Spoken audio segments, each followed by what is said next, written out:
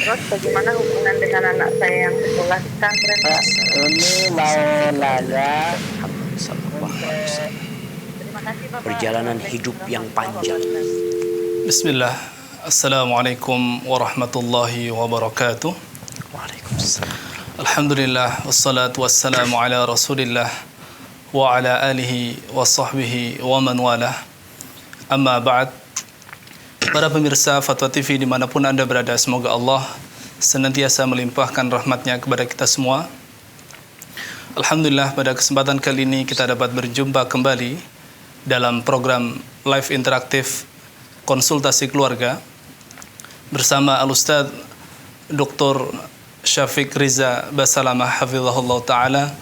Beliau adalah salah satu dari anggota Dewan Fatwa Perhimpunan Al-Irsyad, dan Alhamdulillah beliau telah hadir bersama kita di studio. Kita sapa beliau. Assalamualaikum Ustaz. Waalaikumsalam. Kaif hal Ustaz?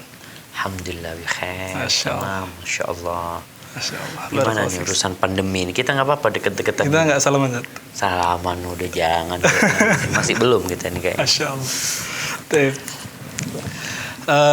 Sebelum masuki sesi yang pertama, yaitu pembukaan dengan nasihat oleh Ustadz, kami sampaikan bahwa acara ini juga disiarkan secara langsung oleh beberapa radio yang bekerja sama dengan kami, yaitu Radio Bin Bas Yogyakarta, Radio Sahabat Tegal, kemudian Radio MDFM Probolinggo, Radio Hang FM Batam, Radio Amuba Pangkal Pinang, Radio Sago FM Sumatera Barat, Radio Gema FM Bontang, Radio Al-Hikmah Banyuwangi, Radio Tuah FM Riau, Radio Madinah Caruban, dan Radio Mas FM Solo.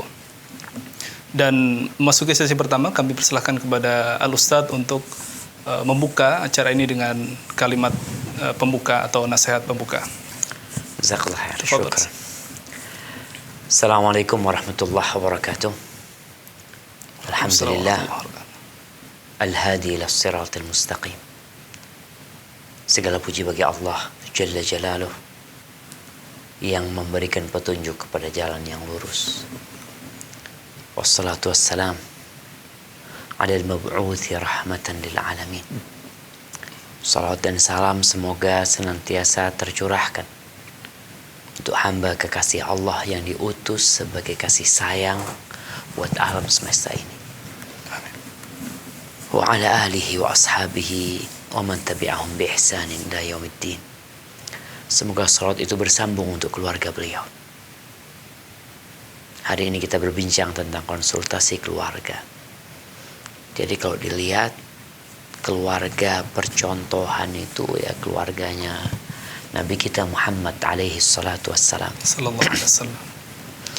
Bagaimana beliau berkeluarga, bagaimana tatkala beliau memiliki anak, mendidik anak-anaknya, tatkala beliau menikah kembali, tatkala terjadi keributan di dalam rumah tangga, di samping kewajiban beliau sebagai pemimpin umat, sebagai utusan Allah Jalla Jalaluh yang harus menyampaikan amanah tersebut.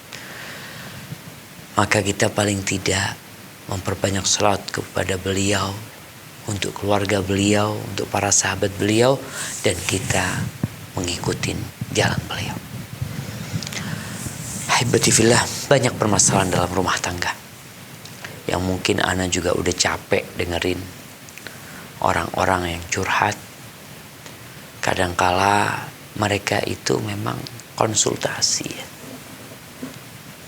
Kalau ana lihat di antara penyebab banyaknya masalah di dalam rumah itu kurangnya komunikasi di antara mereka, antara ayah sama anak, anak sama ayah. Sampai ana melihat ada dua kejadian pekan ini yang benar-benar sangat miris sekali ya. Mungkin antum juga udah dengar, ada seorang anak yang bunuh bapaknya gara-gara rokok. Sang ayah minta rokok sama anaknya, atau anak yang minta rokok sama ayahnya, kemudian ribut, ayahnya keluar rumah, ayahnya dibunuh. Dan na'udzubillah, ayahnya dimutilasi oleh anak.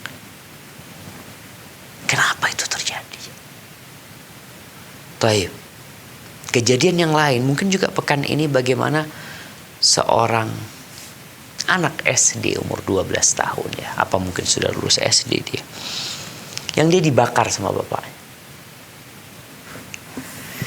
Ini peristiwa ini kita dengar gitu, kita baca.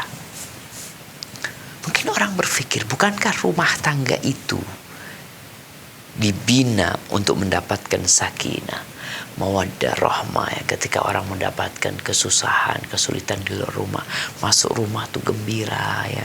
Baiti jannati, mungkin kata orang, rumahku, surgaku. Apapun kesusahan yang didapatkan di luar sana, dia ngelihat pintu rumahnya ada kegembiraan, ada kebahagiaan. Tapi ternyata kenapa itu bapak bakar anaknya? Katanya anaknya nggak nurut. Bapaknya nyiram bensin sama anaknya. Apakah seperti itu mendidik anak gitu loh? Maka hibati fillah, kepada pemirsa Fatwa TV dan pendengar radio yang tadi disebutkan nama-namanya, saatnya nih kita mengkaji kembali apakah sudah benar kita membina rumah tangga yang ada. Atau kesalahan itu bermula dari dulu. Kita nggak ngerti agama, kita nggak paham dengan aturan ilahi, sehingga kita berbuat seenak perut kita sendiri. Menikah tanpa memilih wanita yang sesuai dengan kriteria Nabi Muhammad SAW. Yang perempuan menerima pinangan seorang laki-laki yang sebenarnya belum masuk standar, yang layak menjadi bapak untuk anak-anak dia, yang pantas untuk menjadi suami yang membimbing dia menuju surga Allah Azza wa Jalla. Banyak rumah tangga yang dibangun hanya karena nafsu, karena materi, sehingga muncullah kehidupan rumah tangga yang kacau. Maka dalam mukaddimah ini Anda mengajak para jamaah semua untuk tidak berhenti belajar. Sebelum melangkah, kaji dulu, engkau mau kemana sih? Oh, aku mau ke sana. Tapi engkau udah tahu jalannya? Belum. Oh, tahu jalannya? Oke, tahu jalannya. Engkau tahu nggak nanti di tengah jalan itu ada jembatan yang putus? Oh, nggak tahu. Ada yang putus jembatan di sana. Engkau harus lewat jalan alternatif. Informasi ini apabila didapatkan oleh mereka yang belum menikah dan mereka yang sudah menikah pun, insya Allah paling tidak dapat memperbaiki rumah tangga mereka. Istri yang mungkin mendapatkan suami yang malas urusan dunia, malas urusan akhirat. Suami yang mendapatkan istri nggak mau ngurusin anak, sibuk cari dunia, padahal udah dicukupin sama suaminya. Sehingga kadang-kala suami berpikir, anak kayaknya salah menikah. Anak tidak ingin menikah dengan pekerja. Aku ingin menikah dengan seorang yang dapat menjadi istri buat aku, mendampingiku dan menjadi ibu yang mendidik anak-anakku. Sekarang anak-anak ditinggal. Siapa yang ngurusin? Pembantu. Atau dititipin kepada neneknya, ditinggal di sana karena bapak ibu sibuk mencari rezeki. Kadang-kala seperti itu. Ya, mudah-mudahan dengan kita belajar, ya bila ilm, ya dengan ilmu insyaallah semua jadi lebih baik. Barakallahu fikum. Nah, tafadhal. Mungkin kita masuk ke sesi tanya jawab. Ana izin minum dulu jamaah. Masya Allah. Jazakallah atas nasihatnya. Semoga para pemirsa sekalian dan para pendengar radio bisa mengambil faedah dari nasihat yang telah disampaikan oleh Ustaz. Baik, kami masuki sesi interaktif.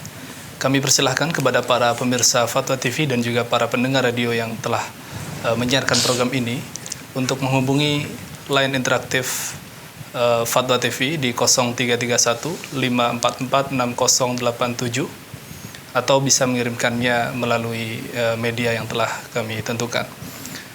Dan sudah ada pertanyaan yang masuk melalui media, bisa kami bacakan, Ustaz? Tafadhal. Dari Ummu Solehah di Lampung. Assalamualaikum warahmatullahi wabarakatuh. Waalaikumsalam warahmatullahi Pertanyaan saya, bagaimana cara menyadarkan suami yang jauh dari jalan Tuhan? Apa perintah Allah tidak pernah dijalankan?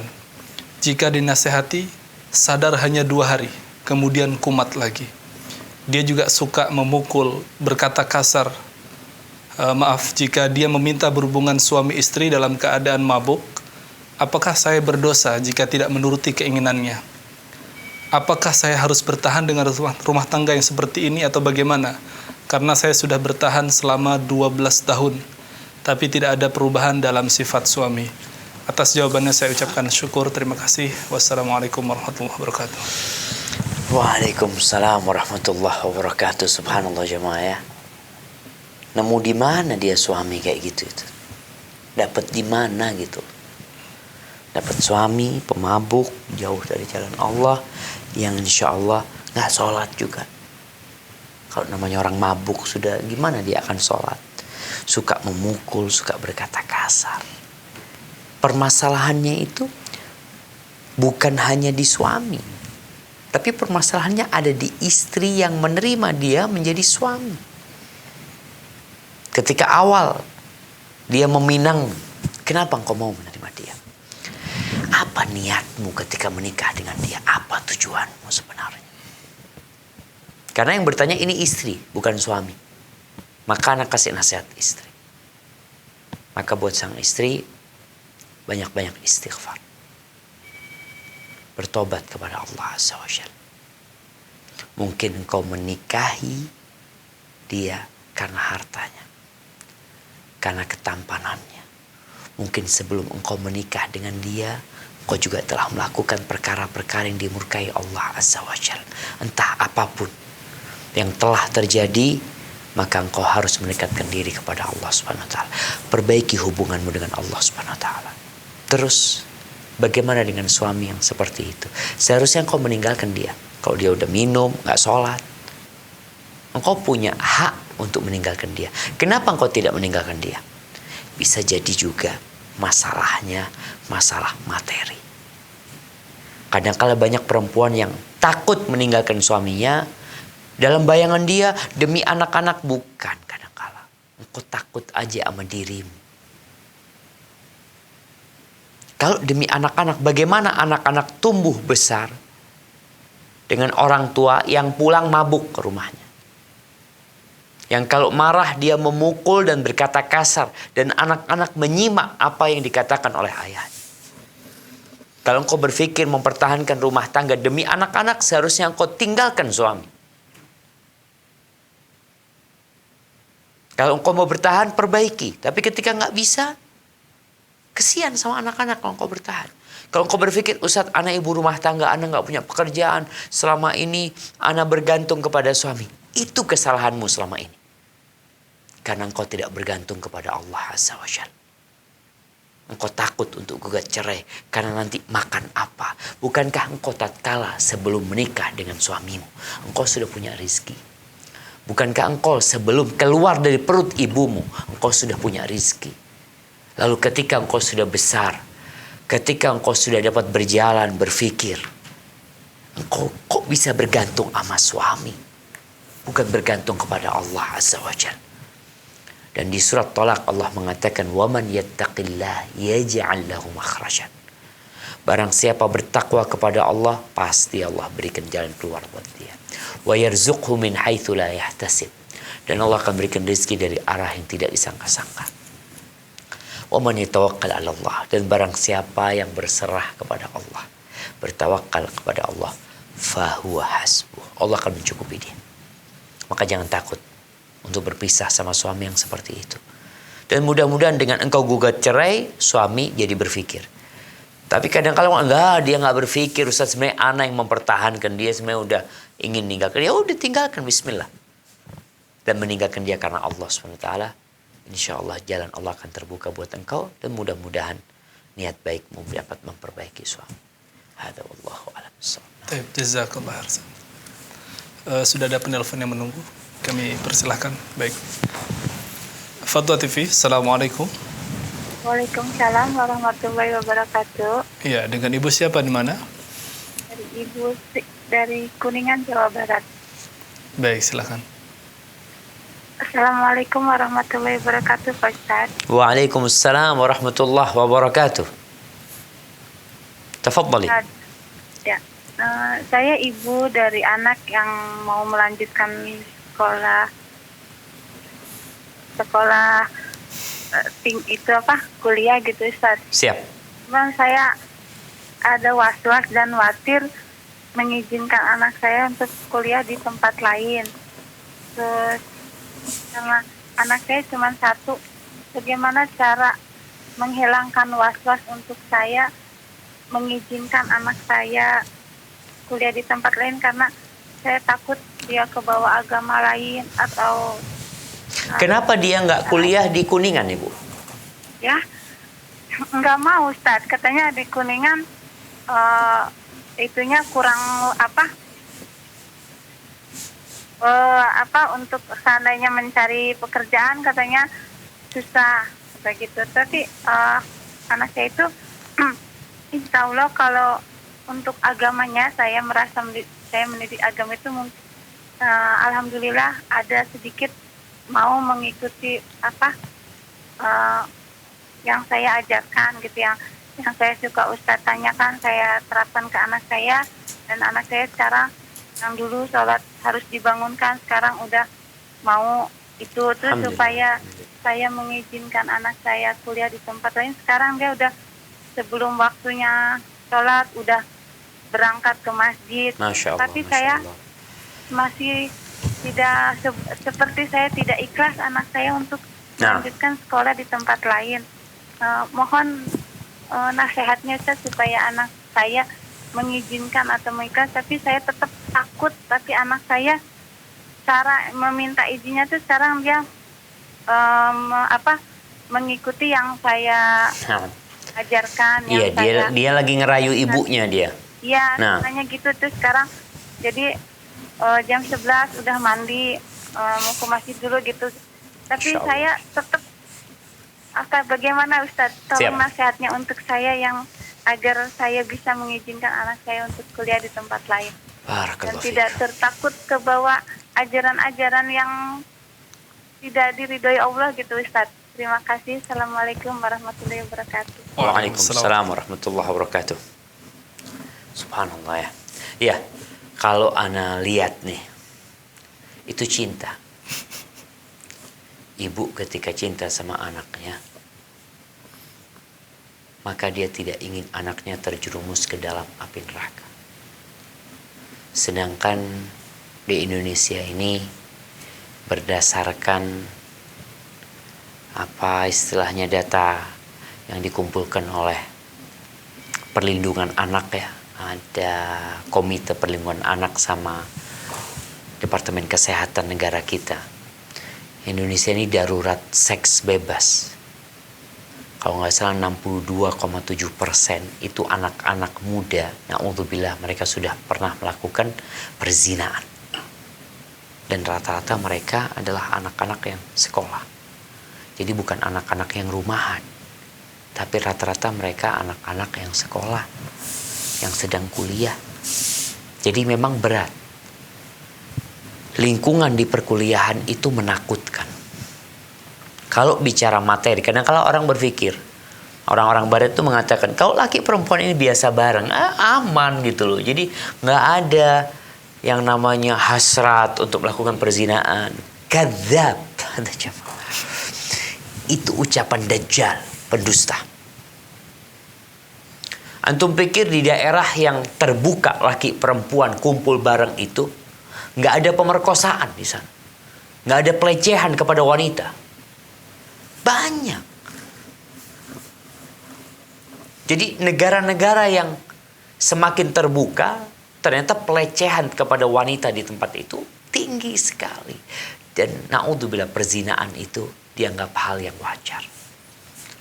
Maka nasihat ana buat ibu, rasa takut itu tetap harus ada. Karena rasa takut inilah yang membuat ibu akan berdoa memohon kepada Allah Subhanahu wa taala. Rasa takut itu yang akan membuat ibu selalu mengawasi anaknya. Menurut Ana, kalau memang anaknya mau kuliah dan tidak bisa dihalangi untuk kuliah di Kuningan tadi, maka paling tidak kuliah di Bandung. Tapi dengan syarat, dia nggak boleh kos. Di Bandung itu alhamdulillah ada teman-teman di sana, ada ustadz-ustadz yang bikin pesantren buat anak-anak kuliah. Jadi mereka kuliah, pulangnya ke pesantren. Jadi di sana dididik, kawan-kawannya dibentuk, lingkungannya diciptakan agar anak ini tetap terjaga. Tapi kalau untuk di kos-kosan, menakutkan sekali. Anak-anak pesantren, kita jangan bicara anak umum. Kalau anak umum ya udahlah, kadangkala mereka udah biasa pacaran, udah biasa laki perempuan bareng ya, di mana-mana, jalan naik motor goncengan, itu naudzubillah pemandangan yang dianggap biasa padahal dosa. Sedangkan anak dari pesantren ini kadangkala menakutkan sekali. Dia nggak pernah melihat kehidupan yang seperti itu. Ketika dia keluar dari pesantren, masuk ke dunia perkuliahan, dia mendapatkan Masya Allah, cewek-cewek seperti itu tempat dia. Maka tanamkan kepada diri anak, jangan hanya berpikir kuliah untuk cari pekerjaan. Kuliah, cari pekerjaan, kemudian bisa hidup. Enggak. Banyak orang-orang yang nggak lulus kuliah lebih kaya daripada profesor. Banyak. Kita lihatlah orang-orang yang terkaya di dunia kadang-kadang nggak lulus kuliah. Di Indonesia juga, Ana berjumpa dengan salah satu orang yang kaya raya, buta huruf. Pekerjanya S2, Masya Allah, kerja sama dia. Jadi kalau bicara kuliah untuk dapat pekerjaan, banyak lulusan kuliah nggak dapat pekerjaan. Maka adalah ibu juga menanamkan ke diri anak, tujuan belajarnya itu bukan hanya untuk mencari dunia, tapi harus ada kontribusi yang ingin dia berikan kepada agama, kepada nusa dan bangsa, bukan hanya perutnya. Maka buat ibu, ketika memang mengizinkan buat anak itu nantinya, tolong pilihkan tempat yang baik. Di sana dia bisa tinggal bersama kawan-kawan yang baik sambil terus didoakan dan terus dimonitor anaknya. Dimonitor. Ada seorang ibu yang cerita sama anak ketika anaknya kuliah, dia itu tiap subuh telepon anaknya untuk bangunkan anaknya sholat. Kalau nggak bangun, handphone yang nggak diangkat, dia telepon satpamnya. Tolong bangunkan anak saya. Karena anak kalau sudah di kos-kosan itu lepas dia. Kadang-kadang dia cuma laporan, ayah alhamdulillah IP-nya bagus, alhamdulillah, oh Masya Allah fulus, kirim fulus. Nggak tahu dia ngapain di kampusnya. Karena kita ini darurat. Ya sampai pemerintah sendiri sudah berpikir sekarang tentang yang namanya pendidikan karakter. Bukan hanya pendidikan anak itu bisa kerja. Berapa banyak orang-orang yang secara keilmuan itu matang, bahkan ahli, sekarang berada di penjara. Kenapa? Karena nggak punya karakter, hanya punya ilmu tapi nggak membuat karakter dia jadi baik. Hadza wallahu a'lam bissawab. Baik, jazakallah khair. Sudah ada penelpon yang menunggu. Masya Allah. Fadl. Fatwa TV. Assalamualaikum. Waalaikumsalam. Ya, dengan ibu siapa di mana? Ibu Reno di Padang, yang Pak Ustadz. Baik, silahkan ibu. Iya, mau bertanya ini Pak Ustadz. Tafadhol. Saya begini Pak Ustadz, saya mendapat ujian Eropa ya. Itu udah 6 bulan yang lalu saya kejadian anak suami saya mempunyai anak tiri. Anak tirinya itu dilecehkan oleh saya. Afwan, diulangi Bu.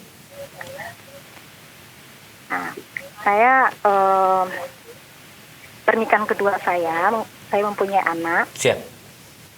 Nah, pernikahan saya yang kedua, pernikahan saya pertama saya cerai, mempunyai anak. Nah, pernikahan kedua saya mempunyai suami dan punya anak 2. Oke. Habis itu yang pernikahan pertama saya itu kita anak tiri dari suami saya yang kedua. Nah, Iya. anak saya dilecehkan oleh bapak tirinya. Perempuan berarti anak ibu yang dibawa. Ya. Kenapa, Pak? Ya. Kenapa, Ustaz? Perempuan, anak ibu Ya, perempuan. perempuan. Iya. Iya. Perempuan anak saya. Setelah itu anak saya ini mengaku dilecehkan oleh bapak tirinya. Habis itu saya mengambil sikap, saya menyuruh pergi suami saya itu dari rumah. Ini udah lebih kurang 6 bulan, 7 bulan saya tidak apa. Nah, ini apa hukumnya dalam Islam, Ustaz? Apakah tindakan saya ini benar? Dan saya pun sangat sedih sekali merasa terzolimi oleh suami saya itu. Nah, saya minta Pak Ustadz penjelasannya hukumnya dalam Islam. Saya bertindakan begini, kalau udah nanti saya akan mengambil sikap untuk mengadu ke pengadilan begitu. Apakah bagaimana tindakan selanjutnya Pak Ustadz? Iya. Mohon arahannya Pak Ustadz. Jazakumullah khairan. Assalamualaikum warahmatullahi wabarakatuh. Waalaikumsalam warahmatullahi wabarakatuh. Tuh lihat. Gimana tuh? Ya. Yang pertama, kembali kepada ibu. Anak-anak rasa ibu harus banyak-banyak istighfar. Ya. Ibu milih suami itu karena faktor apa? Itu yang kadangkala dari awal yang tadi bicarakan. Banyak pernikahan itu tidak mempertimbangkan akhlak dan agama suami. Kenapa? Karena pernikahan itu yang diinginkan adalah kebahagiaan, ketentraman dan kedamaian. Sekarang ibu nggak damai di rumah. Kalau dari bahasa ibu tadi, suami numpang sama ibu, sehingga ibu usir dia. Ya kalau bicara suami melakukan tindakan pelecehan kepada anak, dia dikeluarkan dari tempat itu, ya wajar. Itu sebagai hukuman buat dia, karena kalau dia tetap di tempat itu, mungkin dia akan melakukan kembali. Apalagi anak tirinya itu sebenarnya mahram buat bapak tiri. Jadi kalau bicara kezaliman, zalim sama orang lain itu dosa. Tapi zalim sama kerabat, zalim sama yang merupakan mahram dia, bahkan sampai melakukan tindakan yang mengantarkan kepada perzinaan, na'udzubillah min dzalik. Maka ana rasa tindakan ibu untuk berpisah sama suami, meminta suami keluar dari rumah tersebut karena kondisi yang dia lakukan sudah tidak wajar lagi sebagai seorang suami dan ayah tiri. Semoga itu pilihan yang terbaik, tinggal sekarang diurus. Karena memang bagaimanapun pernikahan itu tidak bisa dipisahkan kecuali dengan adanya suami yang mengatakan cerai kepada istri atau istri yang menggugat cerai suami. Ini udah suami numpang sama istri, kelakuannya kayak gitu. Maka rasanya sekarang tindakan yang harus ibu ambil adalah segera ngurus surat cerai, selamat tinggal sama dia, dan mulai mendidik anak ibu dengan cara yang lebih baik. Karena biasanya anak itu trauma ya. Kesian ya. Dia gadis, dia remaja, dilecehkan sama bapak mertuanya. Dan ada bapak yang menzinai anaknya sendiri. Na'udzubillah. Wallahi jamaah, semakin kalau ngelihat kejadian-kejadian seperti itu, kalau kita membiarkannya, azab Allah itu turun jamaah. Turun azab Allah subhanahu wa ta'ala. Allah mengatakan wattaqu fitnatan la tusibanna alladhina zalamu minkum khassah wa'lamu anna Allah syadidul iqab. Kalian takutlah kepada fitnah, kepada kekacauan, kepada azab yang tidak hanya menimpa pelaku dosa, tapi semuanya kena. Karena ada pembiaran dari mereka. bahasa-bahasa media dan nasihat ana kepada yang menulis di media, kepada yang meliput di media, pembawa acara di media, tolong yang dosa tetap sampaikan dosa. Jangan sampai kita menyampaikan berita yang membuat orang yang mendengar berita ingin berbuat dosa. Jadi kadang-kadang pemberitaan sekarang itu orang yang ada terjadi perzinaan, ya, terjadi pemerkosaan, terjadi pelecehan, itu ceritanya seperti cerita yang mengajak orang itu untuk menonton kejadian tersebut. Yang perlu diceritakan oleh media itu satu atau dua. Yang pertama, orang ini pelaku dosanya itu ditangkap. Nah, proses hukum dijalankan, udah cukup. Nanti hukum diberikan kepada dia. Jadi orang itu tahu orang yang melakukan dosa dan tahu hukum yang ditimpakan kepada dia. Karena tujuan pemerintah ini dibangun adalah untuk menjaga agama dan menjaga urusan dunia, menjaga masyarakat. Jangan sampai ada tindakan-tindakan yang malah merusak masyarakat Indonesia, masyarakat yang adil dan beradab ini, jemaah. Dengan pemberitaan-pemberitaan yang malah membuat orang yang mendengarnya ingin melakukan dosa. Nauzubillah min dzalik. Maka nasihat Anda kepada ibu, segera urus gugat cerai, karena memang udah nggak mungkin satu rumah sama orang yang seperti itu. Hadza wallahu a'lam bissawab. Baik, jazakallah khairan. Sudah ada penelpon yang menunggu, Ustaz. Nah, fadhal. Fatwa TV, Assalamualaikum. Waalaikumsalam warahmatullahi wabarakatuh. Ya, dengan Ibu siapa di mana? Dengan Ibu Nur di Riau. Baik, silakan Ibu Nur. Iya, terima kasih. Assalamualaikum warahmatullahi wabarakatuh, Ustaz. Waalaikumsalam warahmatullahi wabarakatuh. Ini Ustaz, saya memiliki seorang anak yatim, anak kandung saya sendiri, dan bersekolah di Pondok Pesantren Ummu Sulaim Pekanbaru. Jadi sekarang kan lagi tidak di pondok, jadi dia sekarang tinggal di rumah dengan keadaan pandemi sekarang ini. Jadi para gurunya menyuruh untuk belajar di rumah lewat HP. Akan tetapi kami tidak memiliki HP yang bisa untuk belajar seperti itu. Dan anak sekarang bersikeras untuk memintanya. Dan akan tetapi saya tidak sanggup untuk memberinya karena saya takut apa-apa yang ada, keburukan atau kerusakan yang disebabkan oleh media HP ini. Nah, bagaimanakah saya bersikap terhadap anak saya ini, Ustaz? Terima kasih. Assalamualaikum warahmatullahi wabarakatuh. Waalaikumsalam warahmatullahi wabarakatuh. Ya, jadi memang anak-anak ini katanya orang Jawa itu akali turun jangkep. Jadi belum lengkap akal. Labil. Iya, dikatakan labil ya. Antum lihat kenapa SIM itu dikasihkan kepada yang berumur 17 tahun. Nggak ada anak 15 tahun kasih SIM.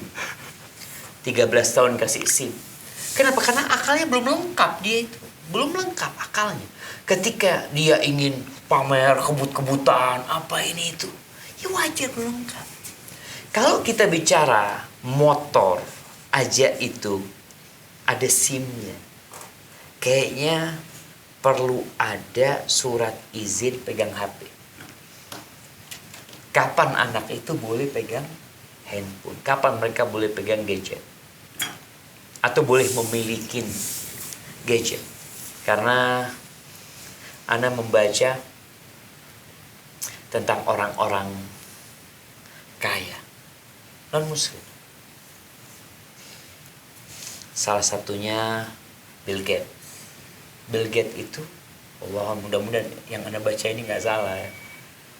Bill Gates itu nggak ngasih handphone kepada anaknya sampai anaknya umur 14 tahun. Baru dikasih.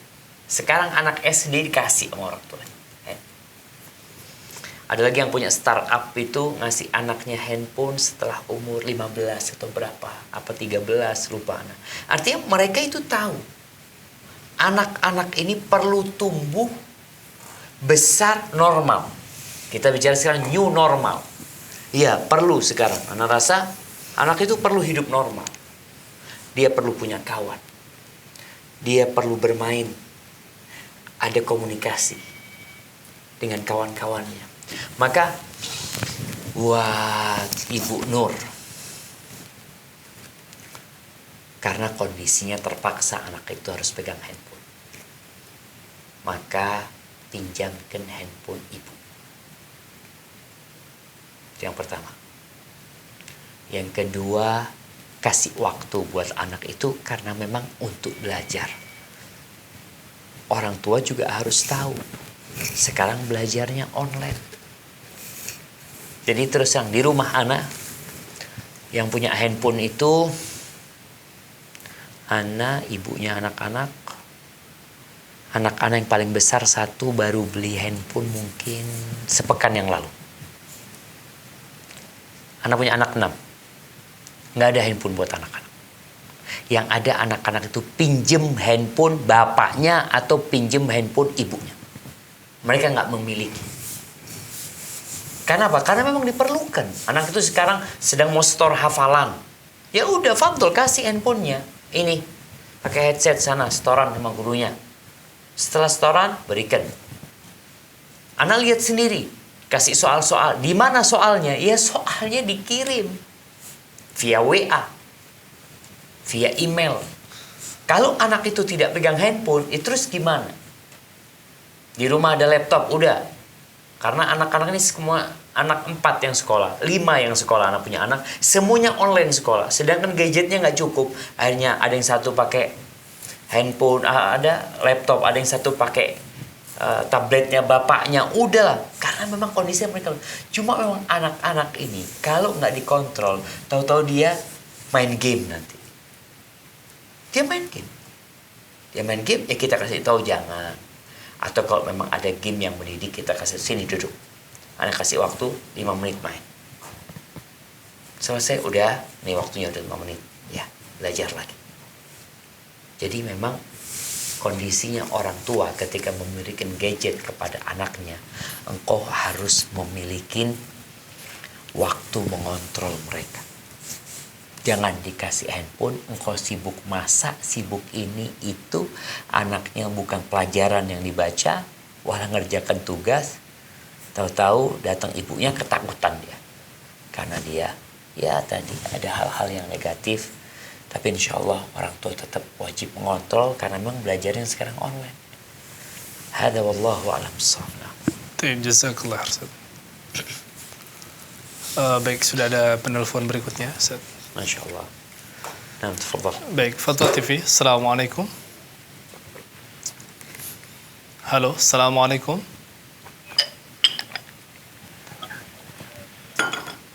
Iya, halo, Fatwa TV. Assalamualaikum. Waalaikumsalam warahmatullahi wabarakatuh. Ya, dengan Bapak siapa di mana? Assalamualaikum warahmatullahi wabarakatuh. Saya Endi di Riau, Pak. Endi. Baik, silakan Pak Hendy. Ya, waalaikumsalam warahmatullahi wabarakatuh. Bapak fokus pada telepon saja. Tidak usah sambil menonton TV atau mendengarkan radionya. Oh iya, Pak, ya, Pak. Ya. Ini. Iya, Pak, ya, Pak. Silakan Bapak. Dikecilkan volume TV-nya atau radionya sehingga Bapak langsung dengar dari teleponnya aja. Ya, silakan. Kami mendengar, Ya, Bapak. nah, gini, Pak. Maaf sebelumnya, ini saya sering tengok di daerah saya ini masalah orang nikah, orang yang hamil. Sedangkan saya pernah ditalimkan dalam majelis karena saya dengarkan orang hamil itu tidak boleh katanya dinikahkan, harus sesudah melahirkan. Kenapa pernikahan sekarang ini banyak dinikahkan yang hamil, Pak? Nah, itu yang saya tanyakan, Pak. Nah, Assalamualaikum warahmatullahi wabarakatuh. Waalaikumsalam warahmatullahi wabarakatuh. Iya, jadi memang menikahin wanita pada saat hamil itu ada beberapa kondisi. Yang pertama, kondisi perempuan itu hamil mengandung anaknya orang. Anaknya orang berarti dia dalam masa iddah. yang dia nggak boleh dinikahin sampai dia melahirkan.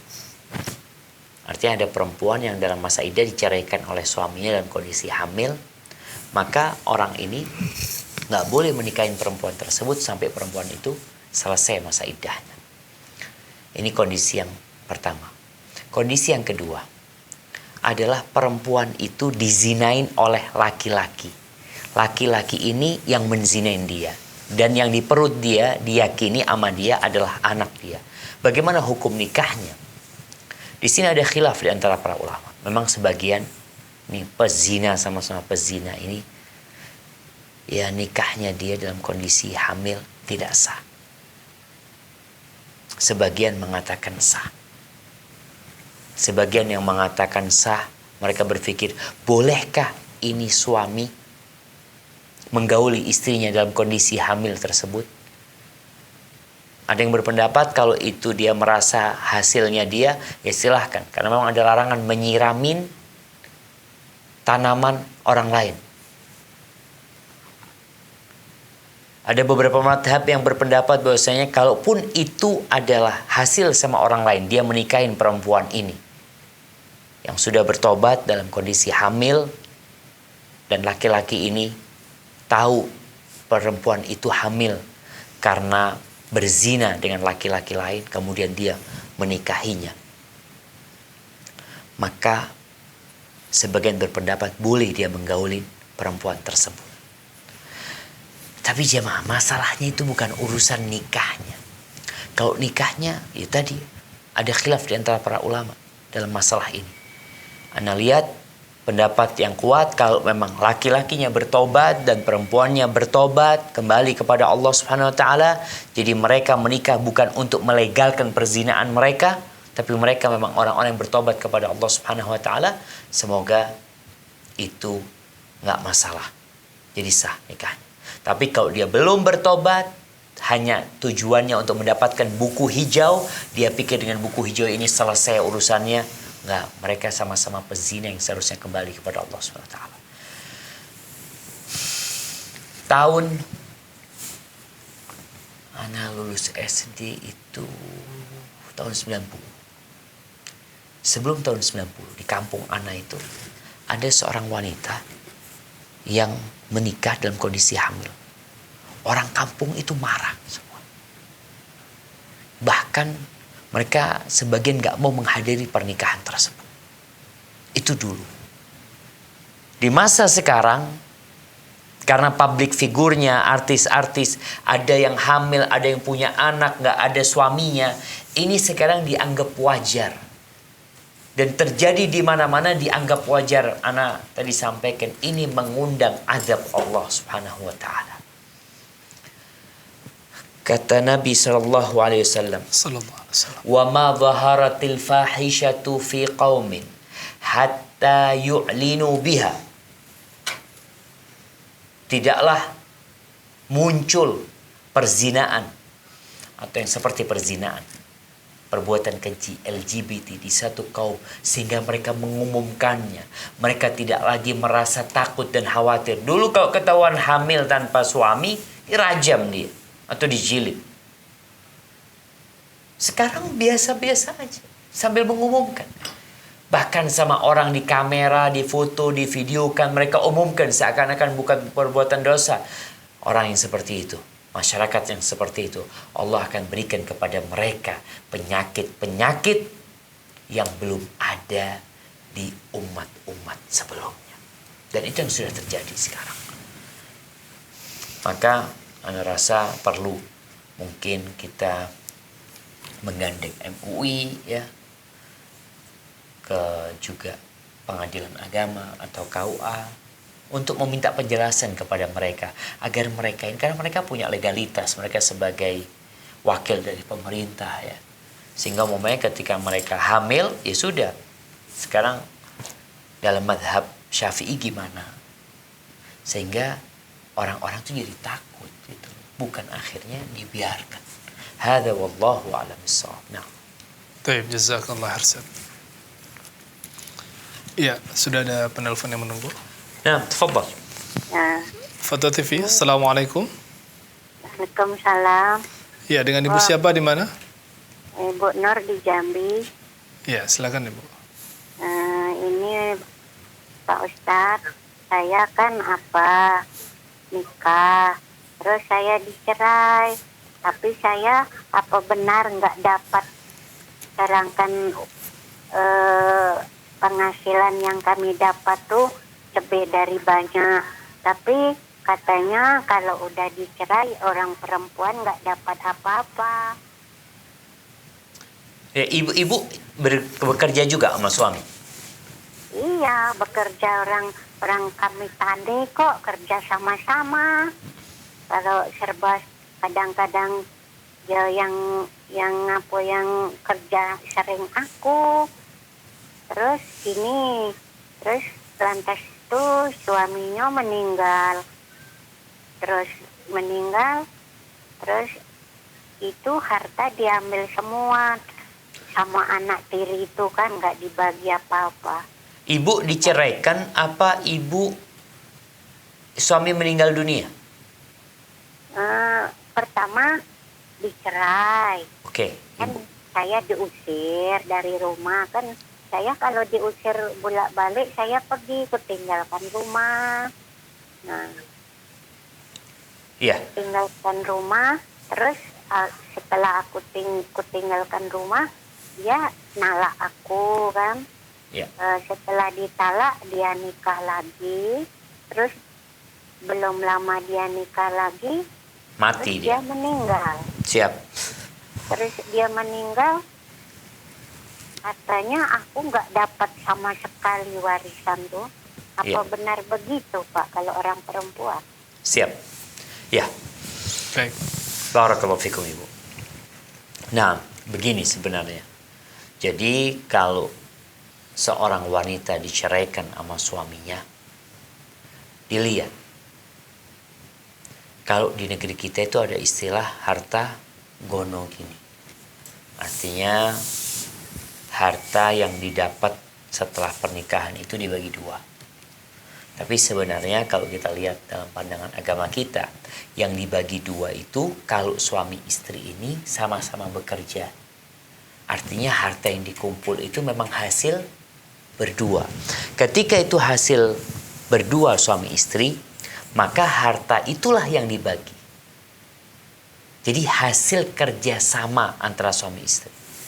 Tapi kalau umpamanya sang istri tidak bekerja, sang istri merawat anak-anak sebagai ibu rumah tangga, suami punya kewajiban memberikan nafkah kepada istri.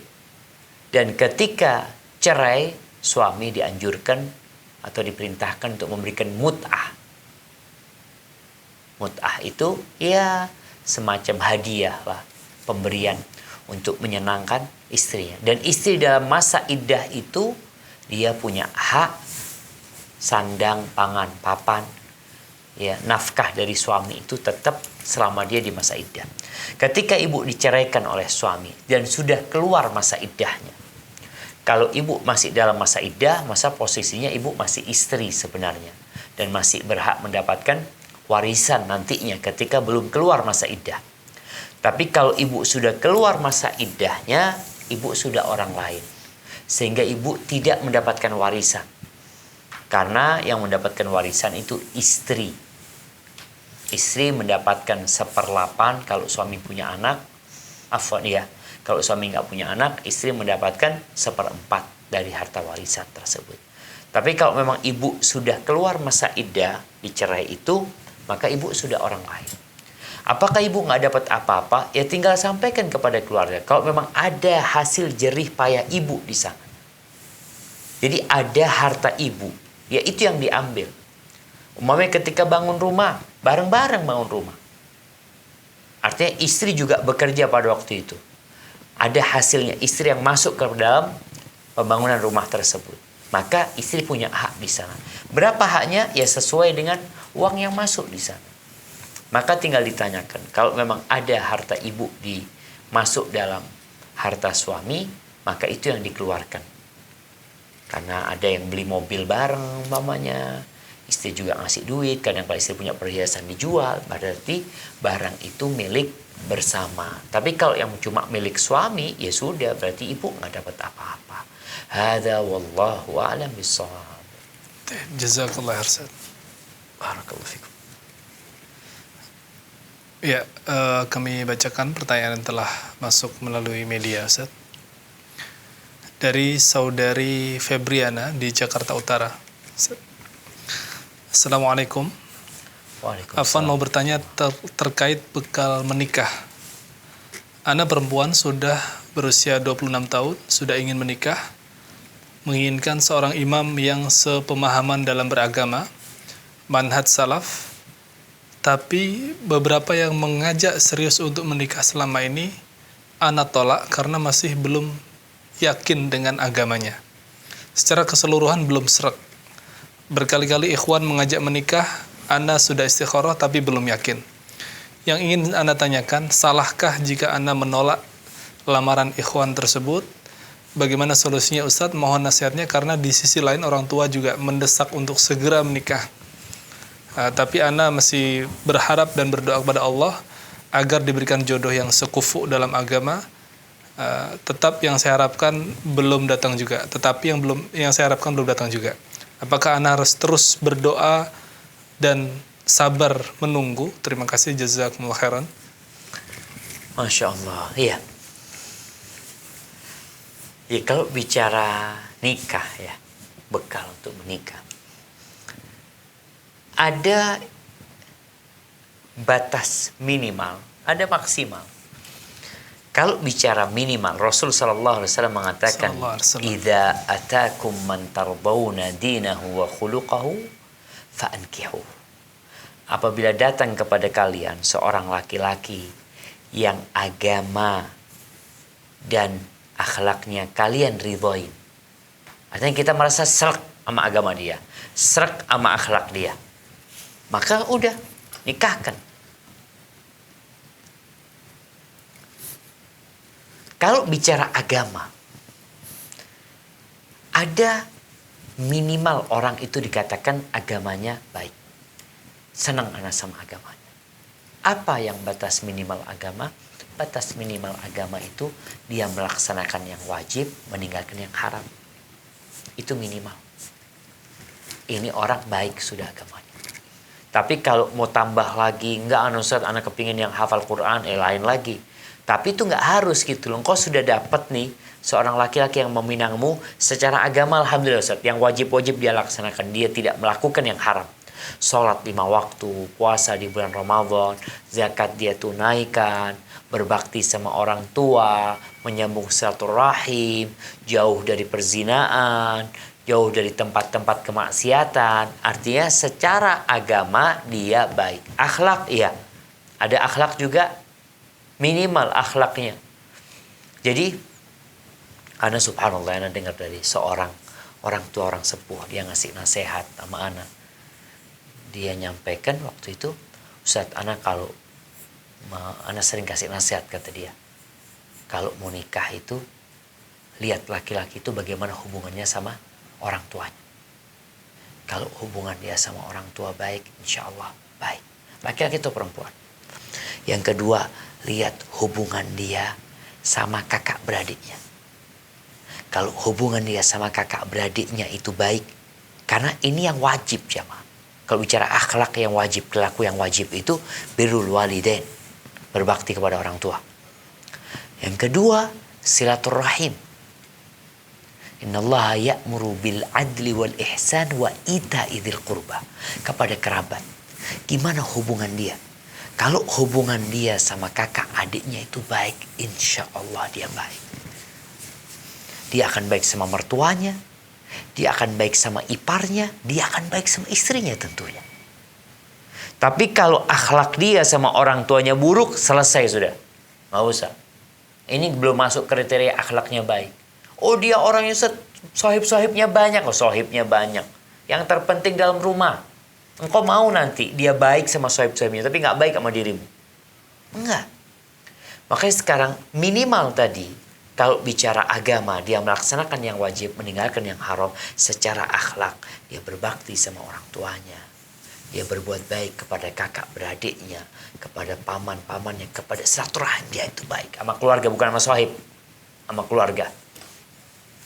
Makanya perlu dicari tahu. Bicara akhlak juga tentang kedermawanan ya. Orang itu baik secara nggak bakhil. Kenapa? Karena Nabi SAW mengatakan la yajtami'u imanun wa syuhun fi jawfil abdi. Nggak kumpul tuh. Iman sama sifat kikir, pelit nggak kumpul. Di dalam hati manusia nggak kumpul. Di situ ada sifat pelit, kikir, berarti imannya bermasalah. Ketika di situ ada iman yang kuat, orang ini Masya Allah, baik banget.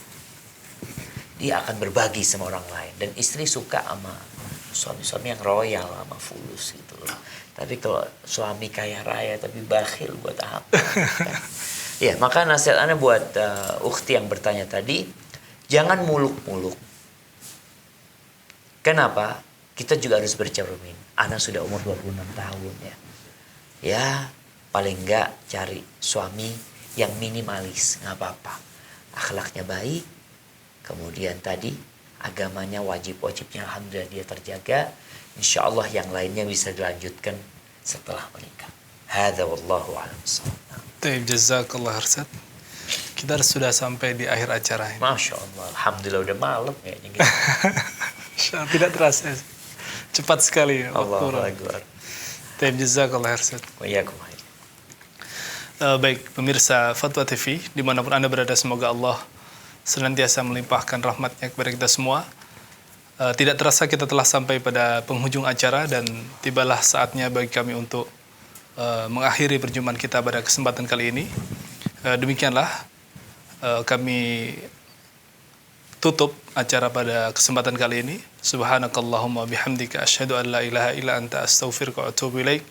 Wa sallallahu ala nabiyyina Muhammad wa ala alihi wa sahbihi wa sallam. Wassalamualaikum warahmatullahi wabarakatuh. Ya Allah. Terus bagaimana hubungan dengan anak saya yang sekolah di pesantren? Ini mau nanya, Muhammad sallallahu alaihi wasallam. Terima kasih Bapak. Perjalanan hidup yang panjang